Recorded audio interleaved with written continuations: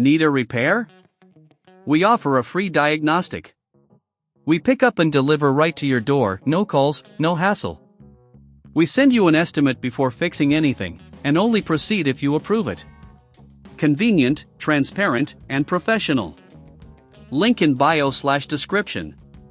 To start, gather the necessary tools for this procedure. You will need a Phillips screwdriver, a flathead screwdriver, and a pair of gloves for safety. Make sure your Dyson SV11 is turned off and disconnected from any charging source. Begin by removing the dust canister. Press the release button located on the top of the canister and pull it away from the main unit.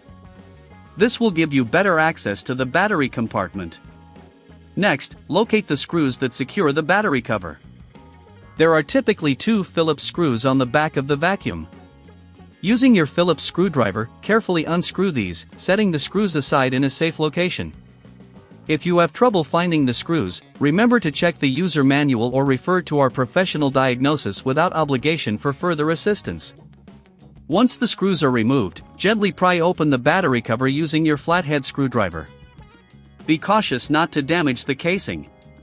Inside, you will see the battery connections. Disconnect the battery by pulling the connector straight out. Now, take your new battery and connect it to the same port, ensuring it's secure.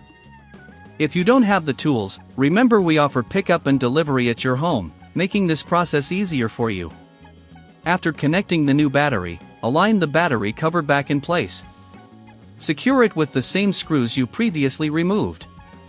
It's important to ensure everything is tightened properly to avoid any future issues. Before reattaching the dust canister, take a moment to clean the internal components of your vacuum. Use a dry cloth to wipe away any dust or debris that may have accumulated. This will help maintain optimal performance.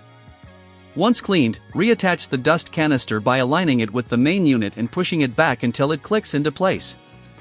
Finally, plug your Dyson SV11 back into its charging station and allow it to charge fully before using it again.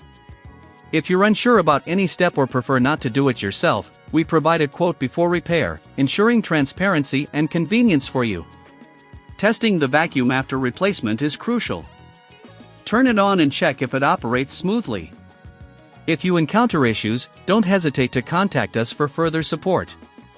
Need a repair? We offer a free diagnostic. We pick up and deliver right to your door, no calls, no hassle.